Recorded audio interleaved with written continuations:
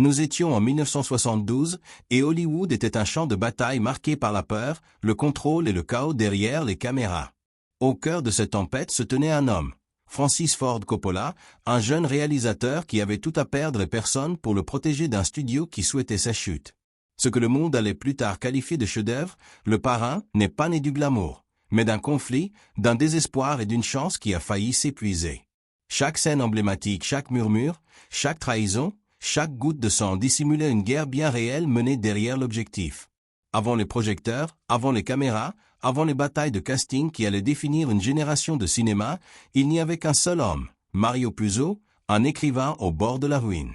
Voici l'histoire de la façon dont un romancier désespéré et un cinéaste défiant les conventions ont transformé une histoire de crime en une épopée immortelle, racontée avec des détails vivants comme un conte de fées pour tous les âges, la passion et les secrets derrière Le Parrain.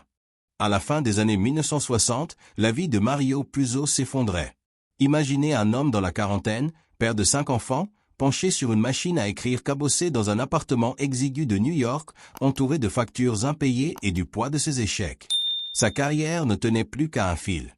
Joueur compulsif, Puzo était noyé sous les dettes, ses rêves de succès littéraire moqués par des années de refus des éditeurs new-yorkais. Il avait écrit quelques romans The Dark Arena et The Fortunate Pilgrim, qui avaient reçu des éloges critiques, mais ne s'étaient vendus qu'à quelques milliers d'exemplaires. Les compliments ne payaient pas le loyer, et Puzo était fauché, en colère et à court de temps. Dans ce moment sombre, Puzo a commencé à esquisser l'histoire qui deviendrait Le Parrain. Il n'avait pas pour ambition de créer une œuvre d'art, il luttait pour survivre. Son inspiration venait de ses années à lire des récits criminels dans les journaux à scandale et à observer les hommes italiens calmes et dignes de son quartier de Hell's Kitchen. Il comprenait comment leur monde était régi par l'honneur, le pouvoir et la peur. Pour lui, ce n'étaient pas seulement des gangsters, ils étaient des maris, des pères, des fils, liés par la famille, la tradition et la douleur. Alors, il a décidé d'écrire à ce sujet, non pas comme un journaliste, mais comme un conteur qui voulait humaniser le monde criminel, montrant que derrière chaque acte de violence se cachait une histoire plus profonde de loyauté et de perte. En 1968, avec son manuscrit encore inachevé, Puzo a fait un geste désespéré. Il est entré chez Paramount Pictures et a vendu les droits d'adaptation de son roman inachevé pour seulement $12 500. C'était un acte de foi ou peut-être une capitulation. Il avait besoin d'argent immédiatement, et le studio n'attendait rien d'autre qu'une histoire de crime bon marché pour un profit rapide. Mais Puzo a continué à écrire, déversant ses frustrations, son héritage italien et sa fascination pour le pouvoir dans chaque page. Lorsque Le Parrain a été publié en 1969, ce fut une explosion. Les lecteurs se l'arrachèrent et le roman resta sur la liste des best-sellers du New York Times pendant 67 semaines, un record stupéfiant. Il devint l'un des livres les plus discutés d'Amérique, dépassant même les espoirs les plus fous de Puzo. Le joueur fauché qui avait autrefois mis sa machine à écrire au clou pour acheter de la nourriture devint la voix de l'expérience italo-américaine. Paramount, réalisant soudain le trésor qu'ils avaient entre les mains, s'est empressé de transformer le roman en film. Pourtant, malgré leur enthousiasme, le studio n'avait aucune idée de la manière de capturer l'émotion brute et la complexité morale du roman. Ils y voyaient une histoire de crime, mais Puzo savait qu'il s'agissait de bien plus, une tragédie de l'ambition, de la corruption du pouvoir et de la perte de l'innocence. Déterminé à protéger sa vision, il a rejoint l'équipe de scénaristes, collaborant avec un jeune réalisateur qui deviendrait le champion improbable du film, Francis Ford Coppola. Puzo a pris un risque audacieux que peu d'écrivains auraient osé. Il a écrit une lettre personnelle à Marlon Brando, le suppliant de jouer Don Vito Corleone. « Je crois que vous êtes le seul acteur capable de donner vie à ce rôle », a-t-il confessé. Cette simple lettre, envoyée par un homme autrefois considéré comme un romancier raté, a changé le cours de l'histoire du cinéma. Elle a déclenché une collaboration qui a transformé Le Parrain d'un livre populaire en l'un des films les plus puissants jamais réalisés, un chef-d'œuvre n'est non pas du succès, mais du désespoir. Francis Ford Coppola n'était pas le premier choix de Paramount pour diriger Le Parrain. Il n'était même pas dans leur top 5. Le studio a d'abord approché des réalisateurs comme Sergio Leone, Peter Bogdanovich, Arthur Penn et Elia Kazan, qui ont tous refusé. Leone était occupé avec Il était une fois en Amérique, tandis que Penn ne voulait rien avoir à faire avec le crime organisé.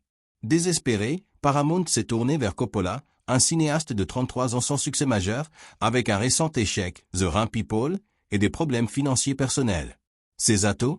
Il était italo-américain et peu coûteux. Ce que le studio n'avait pas prévu, c'est que ce jeune réalisateur obstiné contesterait chacune de leurs décisions. Dès le premier jour, Paramount a douté de lui.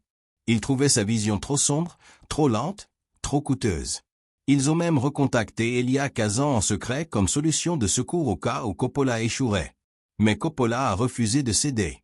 Poussé par les mêmes forces qui animaient son histoire, la loyauté et la famille, il s'est battu pour faire de Le Parrain plus qu'un simple film de gangster. Le studio voulait un film de crime rapide se déroulant dans le New York des années 1970, peu coûteux à tourner et facile à vendre. Coppola voyait une grande tragédie familiale située dans les années 1940 où le crime était un langage de survie. Le studio qualifiait sa vision de folie, exigeant que le film soit transposé dans les années 1970 pour économiser sur les costumes et les voitures d'époque. Il voulait des lumières de disco, pas des Cadillac vintage. Mais Coppola a tenu bon. Ce n'est pas un film de gangster, leur a-t-il dit.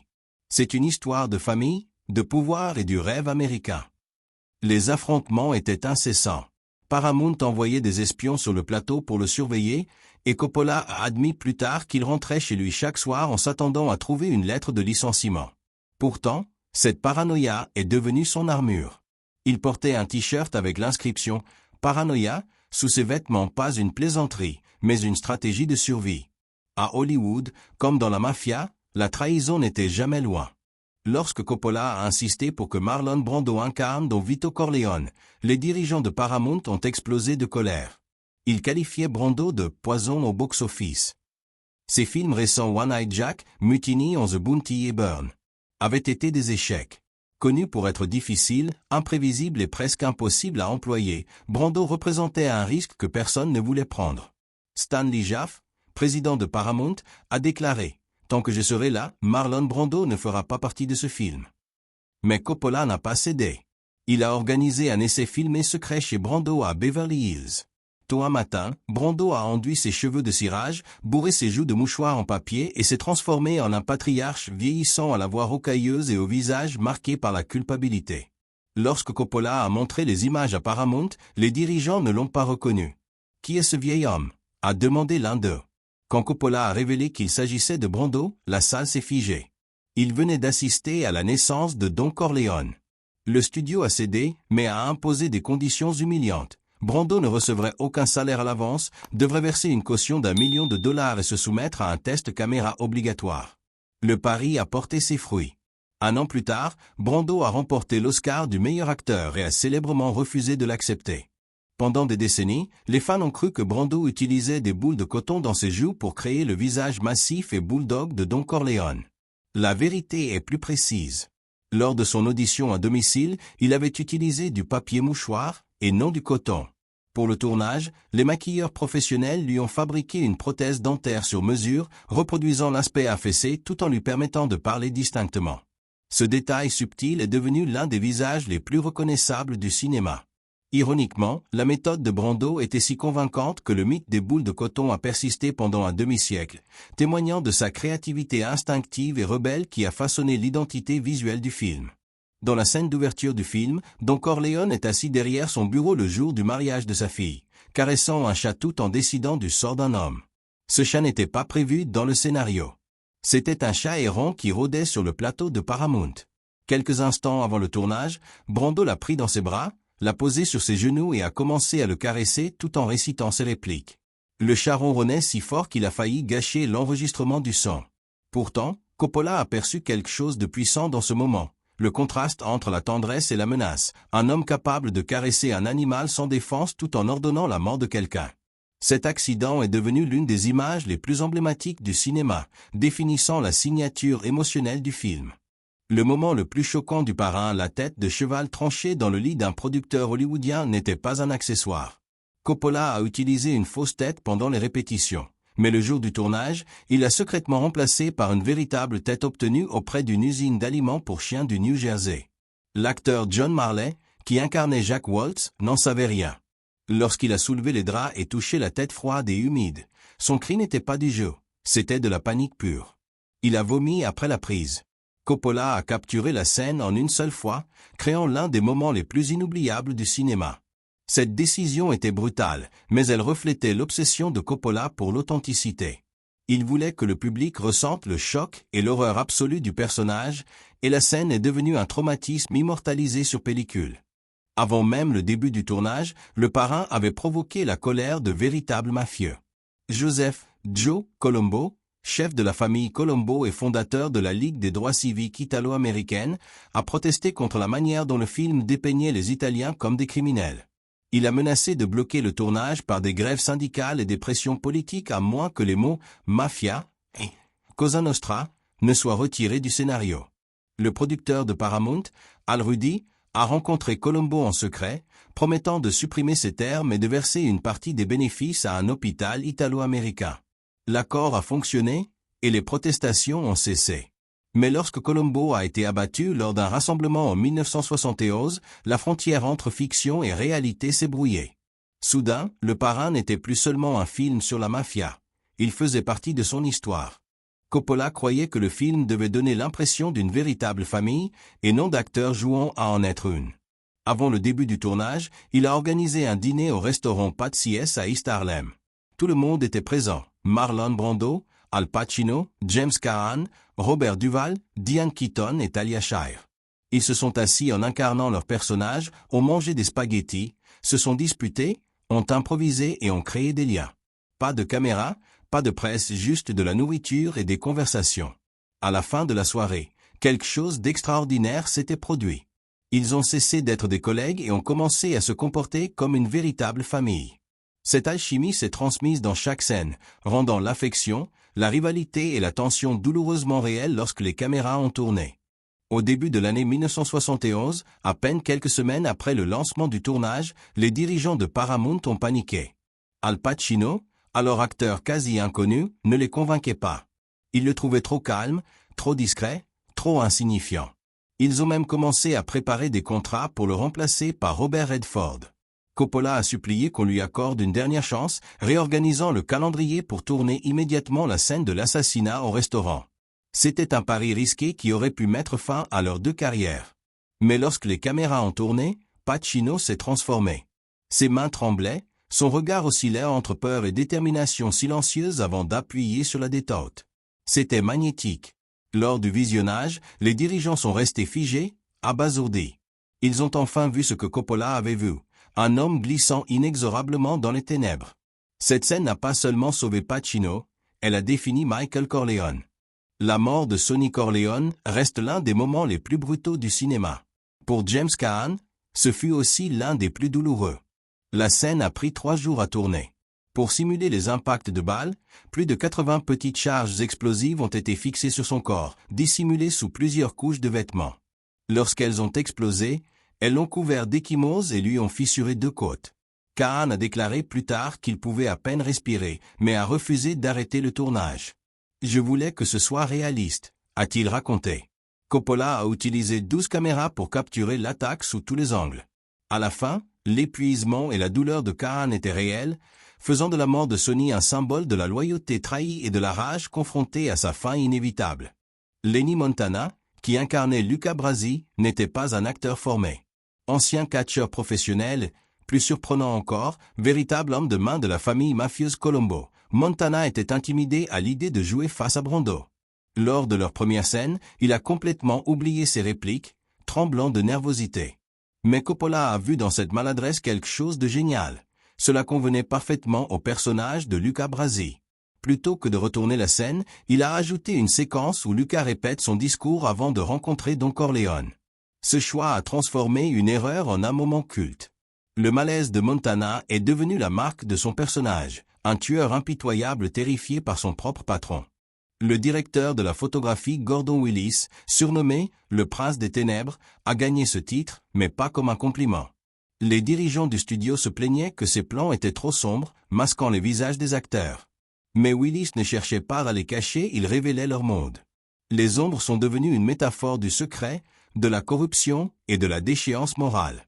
La scène d'ouverture du mariage baignait dans la lumière et les rires, tandis qu'à l'intérieur du bureau de Don Corleone, la lumière semblait engloutie par l'obscurité. Ce n'était pas un simple choix visuel, mais une philosophie. Plus on pénétrait dans l'univers des Corleone, plus tout devenait sombre. La technique de Willis a défini une génération entière de cinéastes et a fait de lui une légende. Le manoir des Corleone n'était pas un décor de studio, mais une vraie maison située à Staten Island, New York, assez vaste pour accueillir les 750 figurants de la scène du mariage. La famille propriétaire l'a loué pendant plusieurs semaines et des décennies plus tard, en 2014, la propriété a été vendue pour près de 3 millions de dollars. Pendant le tournage, la police locale a dû contenir les foules de fans et de photographes cherchant à capturer le visage vieilli de Brando. La production est devenue si intense que le NIP a dû repousser physiquement les paparazzi pendant la scène de l'assassinat à Little Italy. Dans le roman de Mario Puzo, l'histoire se conclut avec Kay Adams, désormais épouse de Michael, se rendant à l'église pour allumer une bougie pour l'âme de son mari, une fin religieuse et apaisée. Mais Coppola voulait quelque chose de plus glacial. Il a filmé Kay observant, impuissante, tandis que les hommes de Michael ferment la porte du bureau sur son visage, le saluant comme le nouveau parrain. Cette porte qui se referme sur son espoir, son amour et son innocence est devenue l'une des fins les plus marquantes de l'histoire du cinéma. La caméra s'est attardée juste assez longtemps pour que le spectateur voie la vérité s'imposer. Michael Corleone était devenu exactement ce qu'il avait juré de ne jamais être. Certaines des répliques les plus célèbres du film n'étaient pas dans le scénario. Laisse le fusil, prends les cannolis, a été improvisé par Richard Castellano. James Caan a spontanément lancé le célèbre « Bada Bing » en expliquant comment commettre un meurtre. Même les gestes subtils de Brando, comme caresser le chat ou ajuster sa cravate en pleine menace, étaient improvisés. Coppola encourageait cette spontanéité, voulant de la vie, pas une performance figée. Cela a donné au parrain une texture brute, imprévisible et profondément humaine. Le 27 mars 1973, lorsque Marlon Brando a remporté l'Oscar du meilleur acteur, le monde s'attendait à un discours légendaire. À la place, Sachin Littlefeather, une jeune militante apache, est montée sur scène. Elle a annoncé que Brando refusait le prix pour protester contre la manière dont Hollywood traitait les Amérindiens. Le public a hué, bien que certains aient applaudi. Et en coulisses, John Wayne a dû être retenu pour ne pas intervenir. Cet acte a changé à jamais l'histoire des Oscars, entraînant une règle interdisant aux lauréats d'envoyer des représentants pour accepter ou refuser leur prix. Lorsque Le Parrain, deuxième partie, est sorti en 1974, il est devenu la première suite de l'histoire à remporter l'Oscar du meilleur film. Robert De Niro, incarnant le jeune Vito Corleone, parlait presque exclusivement en italien sicilien, n'utilisant que 7 mots en anglais. Coppola a réalisé l'impossible, 2 films d'une même saga, tous 2 couronnés meilleur film. Mais ce triomphe a eu un coût. Coppola a admis plus tard que la pression l'avait presque brisé. Il avait mené une guerre pour créer de la beauté et n'en est jamais sorti tout à fait indemne. Plusieurs scènes supprimées n'ont jamais été incluses dans la version finale, notamment la vengeance de Michael Corleone contre son garde du corps Fabrizio, qui avait placé la bombe ayant tué sa femme Apollonia. Dans la séquence perdue, Michael le retrouve dans une pizzeria. Les images ont été tournées mais coupées au montage pour des raisons de rythme. D'autres scènes, la jeunesse de Vito, les conseils de Tom Hagen, des rituels familiaux ont également été sacrifiés pour ramener la durée du film de 4 heures à un peu moins de 3. Coppola a qualifié ce processus de « meurtre créatif ». Derrière tout le génie et la gloire se trouvait Coppola lui-même, isolé et épuisé. Chaque jour, il affrontait les espions du studio, les menaces de la mafia et la peur constante de l'échec. Il se battait pour protéger ses acteurs, sa vision et sa dignité, portant son t-shirt « Paranoia », comme une armure, un rappel quotidien que dans le Hollywood des affaires, chaque sourire cachait un coup. Lorsque Le Parrain est sorti en mars 1972, il est devenu, pendant un temps, le film le plus rentable de l'histoire et a redéfini le cinéma américain. Mais Coppola n'a pas célébré. « J'ai survécu, c'est tout », a-t-il déclaré plus tard. Des décennies plus tard, Le Parrain reste le plus grand portrait du pouvoir, de la loyauté et de la perte jamais capturée sur pellicule, et il a failli détruire tous ceux qui l'ont créé. Laquelle de ces vérités cachées vous a le plus surpris ?